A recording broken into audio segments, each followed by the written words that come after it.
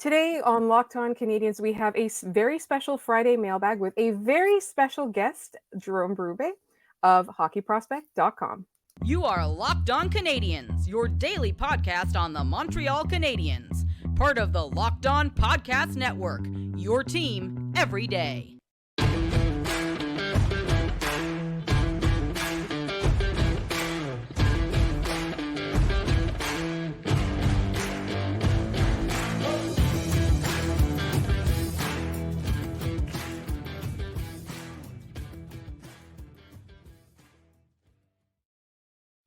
Hi there, everyone, and welcome to episode 964 of Locked On Canadiens. We're part of the Locked On Podcast Network, where you get your team every day. And today's episode is brought to you by FanDuel.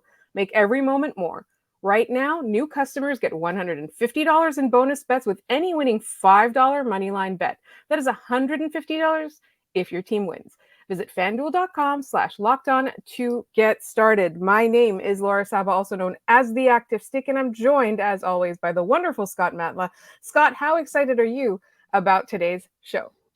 It's great because I can stop pretending to be the prospect expert on this show, and we can actually have a prospect expert on, and I can, pass the reins to somebody who actually knows what they're talking about instead of me just copying what they're saying from Twitter and then putting it on the show and sounding smart to some of our fans who are listening to this. So, and said guest is actually one of our favorite guests that we've had on this show. It is Jerome Berube, the director of scouting at hockeyprospect.com, who you can find on Twitter at Jerome_Berube, and Hockey Prospect can be found at Scouting Service on Twitter. Jerome, thank you so much for joining us. How are you doing today? I'm doing well. How are you guys doing? We are so happy to have you on. We're very excited for some prospect talk. We got a few mailbag questions about some prospects, but first I wanted to ask my own mailbag question. I wanted to know a little bit because it is quite early in the season. Like, we're recording this on the last day of November, so this episode's going to drop on December 1st. But scouting doesn't really have a season. I know everybody wants to hear from you in May and June, but really your work starts like as soon as one draft is over, your work starts. So at this point in the season, what are hockey scouts looking at, especially public scouts with, who publish your work? Like, what's the kind of work that goes in at this point in the season? What are you looking at? What are you preparing? What are you working on? Well, I just came back from a weekend in Ottawa for the OHL. I went to see two OHL game on the weekend. So, it doesn't change a whole lot from September, October, November. It's just you watch as much hockey as possible. There's some tournament like usually November you have like a week of tournament. Obviously, late December you got the World Junior happening, so that's a bit of a different for us. But just keep watching as much hockey as possible. Live video has become a very important tool. If you compare to, let's say, 10 years ago, where video was just not really good. Now the video quality is much better. Video software are much better than they were, a decade ago. So, a lot of things have changed in scouting, but I do really enjoy still the live element of scouting. You can see a lot more things in person. But yeah, it's a grind. It's like making a draft list is almost like we start pretty much in early August with the Linka tournament, and it goes all the way to like early June. So it's a long season. Speaking of the grind that you were talking about, I did want to move up a mailbag question from a listener. We have Mark E on Twitter who asks, which is the best rink for Putin? It's definitely Dronnville. Yeah? Where the Putin was born, apparently. Yeah. I think Dronnville is definitely the best place for Putin, at least in the queue. The Putin outside Quebec is not that good anyway. So I want to piggyback off that question real quick. What's like the coldest rink that you have scouted at regularly? Because I know people have said Place Belle is freezing when they go there, that they are always cold despite the fact that they, pack the fans in. I know junior arenas are a little bit smaller, not as full every night. What's the coldest arena that you've had to scout in where you're going, I have a jacket and I have a toque and I have gloves on and I'm still cold inside this building here? So I have two answers. One, actually, I just mentioned Drummondville. I remember being in Drummondville. That was 2013 for the U17. And it was like, I would say minus 35 outside. And in the arena, it was Oh my cold. God. It was so cold. Couldn't really feel your feet, basically.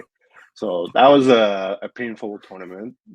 And the other answer is actually the Bell Center. When they had the World Junior there, and there was nobody in the rink. Like the attendance were terrible.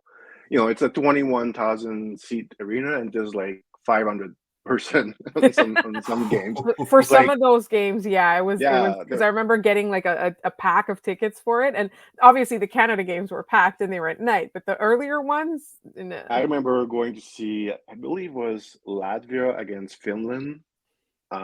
Finland really had a bad tournament. They fired their coach during the tournament, which was but this was a cold arena. I remember I got sick after the tournament. I was sick for like a few days because it was super cold in the arena. So yeah, that would be my two answers for that question.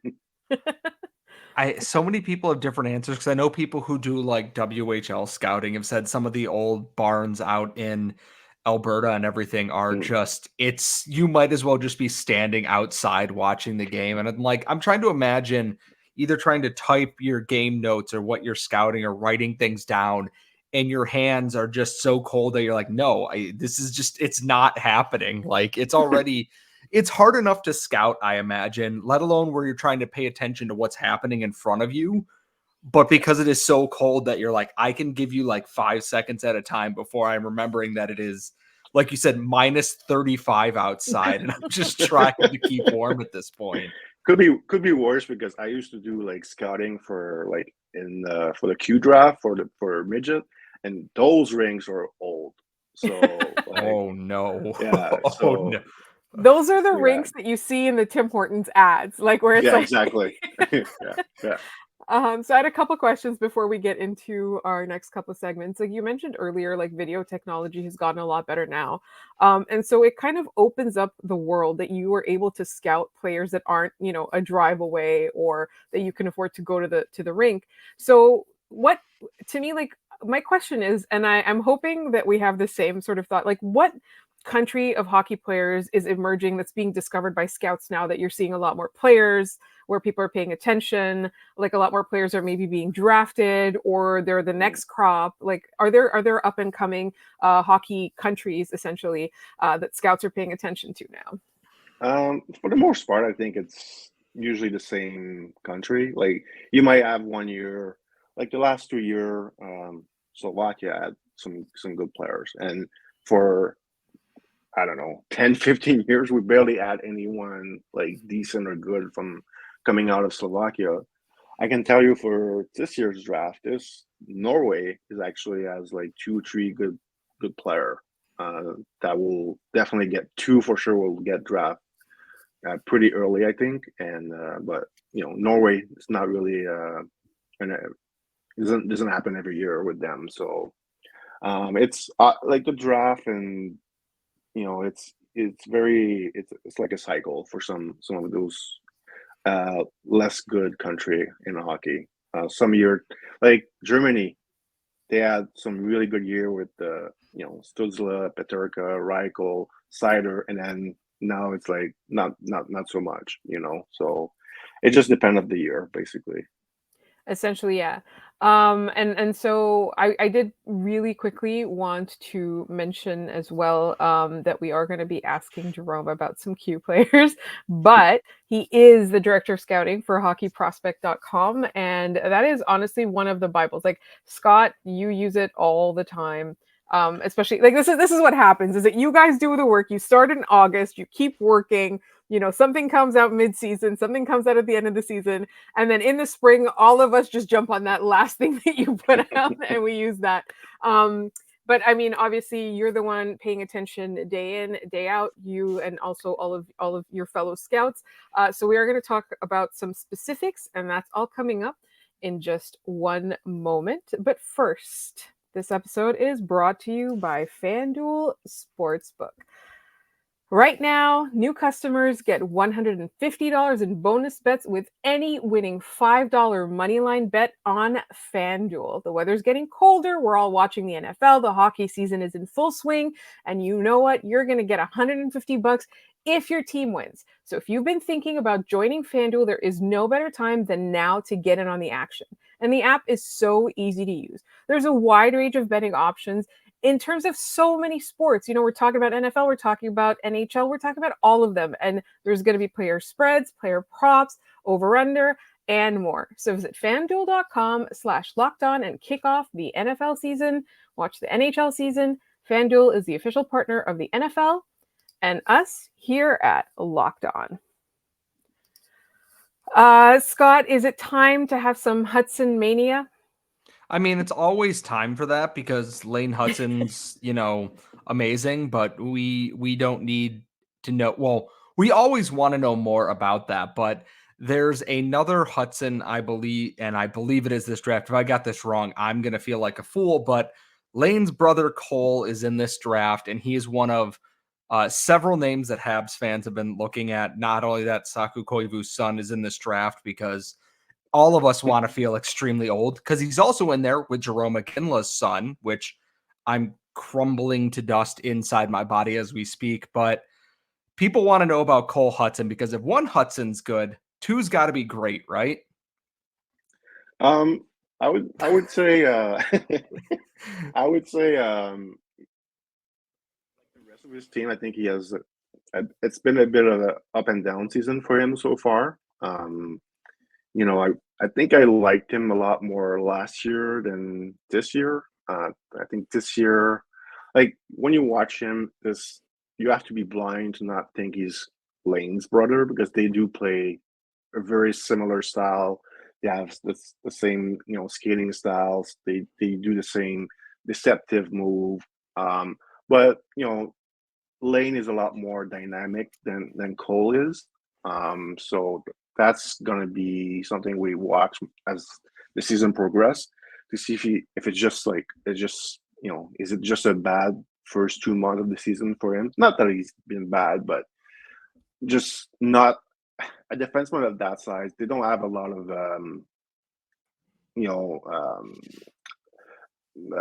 they don't have a lot of room of maneuver. Basically, if you're 6'4", people will forgive you a lot more than if you're 5'9" or 5'10", basically. So I think he needs to show a lot more coming in the next December and then the second half of the season after. So as a smaller D, you need to be a very dynamic defenseman, and so far he has not shown that yet. The U.S. program team this year is a bit of a letdown for me. Compared to last year. Last year, they really had a good team. This year, not so great. I mean, they might just have one guy that goes in the first round this year, so it's a big change from the past few years. So it's a bit like every player in this draft. It's a wait and see approach with him. It's a lot of things can change in the next 4 or 5 months. And I think honestly, particularly for somebody like Cole Hutson, when you are the younger brother of an immensely talented player and you play the same position, like you end up in that really unlucky position of being compared to your brother and people thinking that doesn't matter where you are right now, people think that the upside is going to be the same as your brother's upside, right? And it's really hard not to fall into that trap. Like if I had an older brother or sister that played hockey, I would just play a different position. I'd just be like, no, I'm not doing that. I'm doing something else. But I'm just really curious before we move on to our next question. You said there might be one player coming out of the U.S. program. Is it players specifically that you're thinking, or is there a couple of guys where you're like, they might be, and then everyone else is just going to be much later? Well, I think Cole Eiserman is, I think will be a top 5 pick. I mean, we have him 6, but it's the season is young. It's also been pretty up and down for him, but he's definitely going to go in the first round. And the rest is, I guess, a question mark. There's a it's just not a strong year for them. So I'd be surprised if anybody else, as of now. I mean, things can change in the second half of the season, but as of now, I think I'm pretty confident saying I don't really see anybody else going in the first round. But hey, we can do another podcast in May, and I might have a different opinion. Before we do a podcast in May, I'm going to listen to everything you said, and then I'm going to come back and be like, "Is your opinion changed on this? Is this guy still?" I forgot for whatever reason. Why did I think of Iserman as a Canadian? I don't know. Well, his last name's Iserman. It's just not spelled like Steve's last name is. So like that's it. So I did want to talk. So we talked about, as like, what countries are you watching? We did have, like, there's some curiosity with our listeners in terms of, are there any Slovaks that you're watching this season, or the scouting community is watching this season? And I know, like, Habs fans really care about this, but like, I think in general, like you did mention, and that was actually the country that was on my mind. That was like, oh, a new country that people are paying attention to now. Is there anyone, or we can talk about the Norway players if there's nobody in the Slovak program? Not really, to be honest. Like, so far, like, the only Slovak I think I really want to watch it's a goalie, and he was actually eligible last year, but didn't really play enough, so he didn't get drafted last year. He's playing in the OHL this year with Guelph. He's a goalie. I think I know, like, a few scouts have been talking about him, but he's got a bit the same problem as last year. He's not playing much this year. I believe he has played 5 or 6 games. So Damian Slavic is the name. He's a big goalie. We all know NHL team love their big goalie. But the struggle for scout with him this year has been they are struggling to actually see him play because he's barely be playing. But the one scouts that I've seen him, they think there's a possible, like, draft pick with him. But as far as Slovak prospect, that's really the only one that really comes to mind. But hey, we'll see in the second half. Maybe someone comes out of nowhere, and so we'll see. How often does that happen? Like, that's another question that I had, is that, like, you start off the season, and I'm sure, like, in August, before when the Hlinka tournament happens, and then before the league start and everything, you probably have in your mind, like, these are the guys that we're going to watch. They're they're going to be the top few rounds, and then these people. Like, how often does that change from the beginning of the season to, like, the end of the season? Like, does somebody really play themselves out of draft contention or into draft contention at that last stage when they're in their draft year? It happens. As far as, like, first round, I mean, I look at our list last year in November. I think we had 28 guys from our November list that were in our top 32 in the final ranking. So that didn't really change much, 28 out of 32.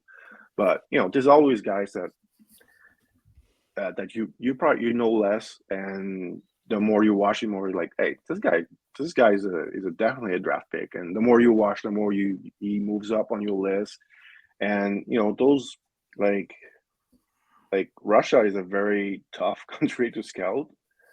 In general, or right now? Like, is it always in general, but even more so now with no international tournament with them. So there's always guys in Russia that comes out of nowhere.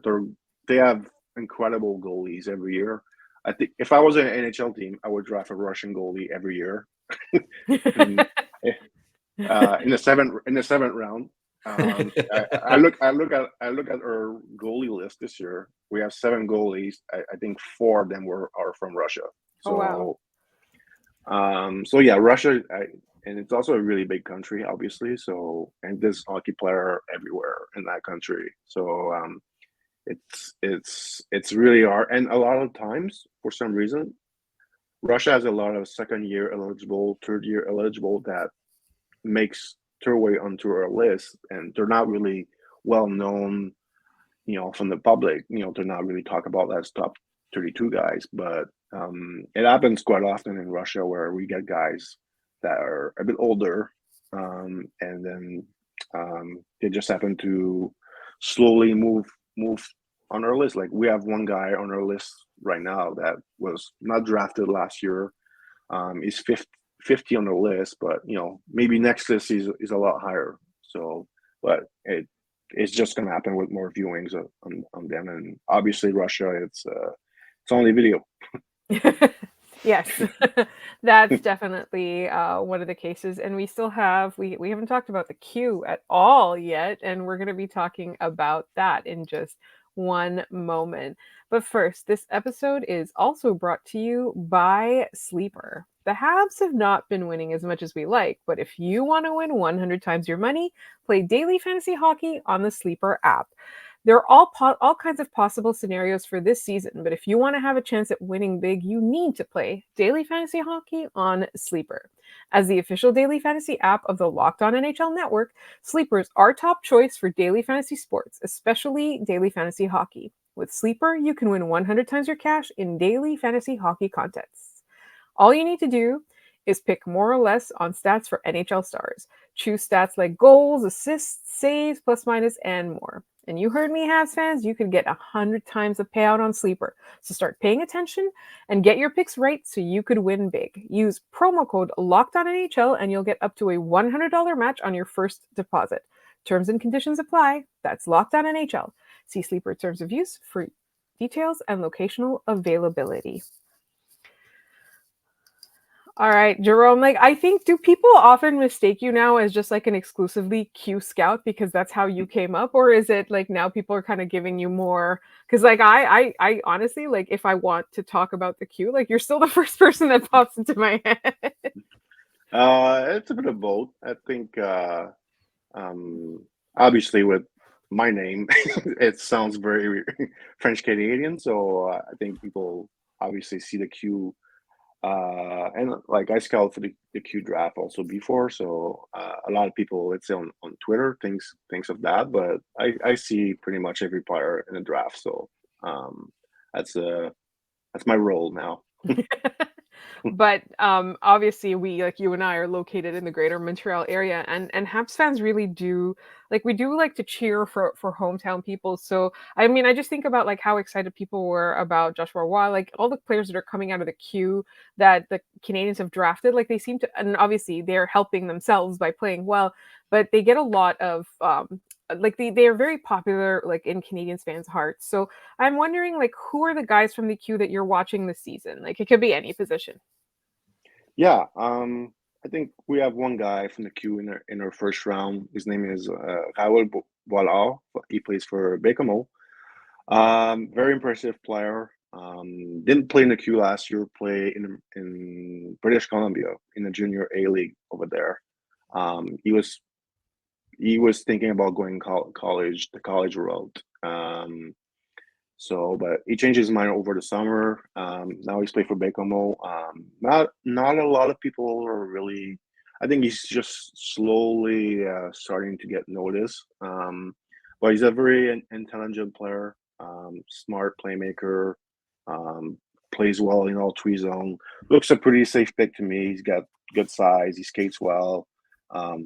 Lots of positive in his game. Other players that I'm watching is Maxime Massé from Chicoutimi. He's a big scoring forward. A bit of a tough season so far for him, up and down. I think he's still, looking for more consistency in his game. He started the year with 1 goal in 9 games. Then he scores 6 goals in 3 games. Then 1 goal in 9 games. So he's it's been a bit of a. He's perfect for the Habs, is what you're saying. He's going to fit right in. Maybe, yeah. Well, that's the thing, because I was thinking about why have I heard this name before? And because you said he's a big scoring forward, I was like, that's probably why everybody here talks about that. I mean, he was the CHL Rookie of the Year last year. But it's not been a good season so far for him. Even if you look at his stats, he's over a point per game. But when you actually watch him, it's a bit of a different story. And there's a defenseman out in Cape Breton, Thomas Lavoie, big 6'4" defenseman, 220 pounds, right defenseman. So I said, he's big and he shoots right.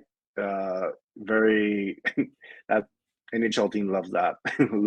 Getting to a mobile 6'4" right defenseman. So he's been an interesting one for me because I didn't really like him last year.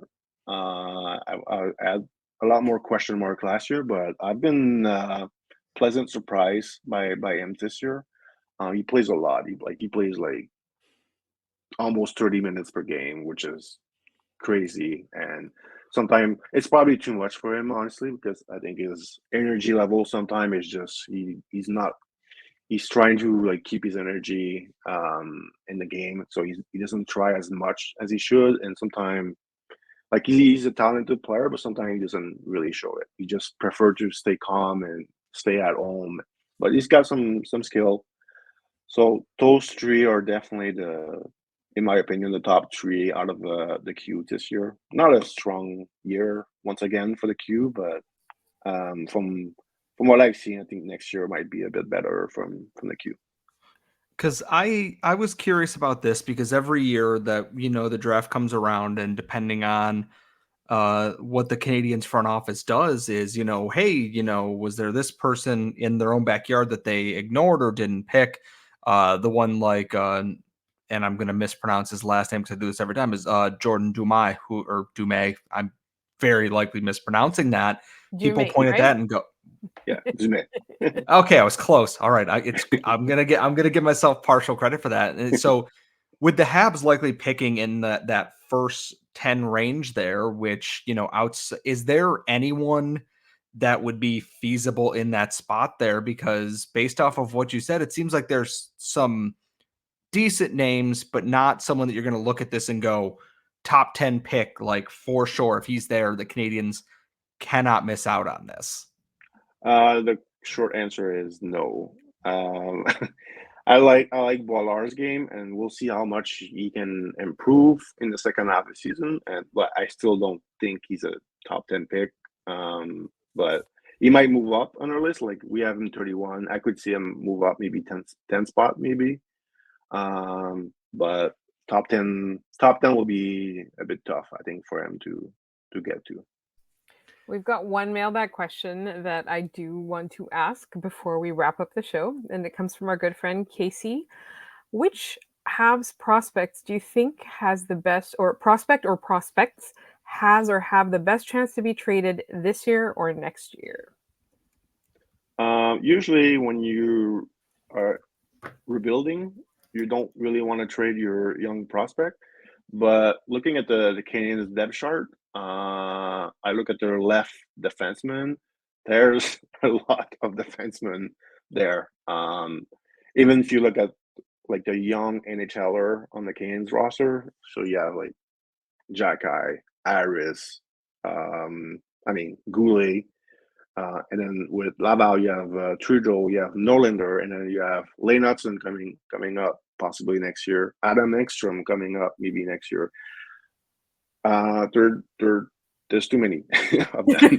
Well, we know Goulet's not getting traded. That's I know. I'm just saying, if you look at the depth chart on the left side, there's a lot of defensemen. There's only three spots, So, yeah. And I forgot Struble was actually playing pretty well this year. So, yeah, if it kind of reminded me when the Canadiens traded Romanov, they traded like a good young player on the roster, but they knew they had more defensemen coming. So you don't trade. You can trade a young player if you know you have the depth to replace him. So if anybody's getting traded, I'm guessing it will be someone that plays left defenseman, either with the Habs or Laval. Is my guess. And that's been my fear all along, is that, like I said, like the only one that you're sure that they're probably going to want to keep is Goulet, right? Even Harris is playing so well, but at some point he's going to have enough trade value that somebody's going to snap him up. But I feel like, I don't know, like Scott and I have kind of been talking a lot about Norlinder lately. And so I wonder if like other people are taking notice, because I feel like he's really kind of recovered from the disaster that he had like at the beginning of last season, right? Or was it previous season where like his game just seemed to go completely off the rails? he seems to be Well, kind of getting yeah. it back. Yeah, well, last year he didn't really have a good year. Yeah, he was probably the biggest surprise in camp, honestly. But I don't really have the time to pay too much attention to Laval, so I just heard that I just heard that it's not been like super smooth with him with Laval this season. But I will defer to someone who actually watched the Rocket play. That's Scott. This is Scott. Scott, do you have any parting questions or thoughts for Jerome? I do not. Just want to say thank you as always. We do appreciate the time. We know that it is a busy time going into the season, and especially mid-season with World Juniors and everything under or right around the corner there. So we are always grateful for the time that folks can spare for us on this show. And if you want to find Jerome on Twitter, Jerome_Berube, all his work and a lot of other stellar work as well can be found at hockeyprospect.com. And their Twitter account is Scouting Service. As for us, you can find us wherever you get your podcasts, as well as on YouTube. Make sure you subscribe, tell your friends. You can follow us on Twitter at LO_Canadiens. I'm at The Active Stick. Scott is at Scott Matla. Thank you so much for listening, and we will talk to you next time.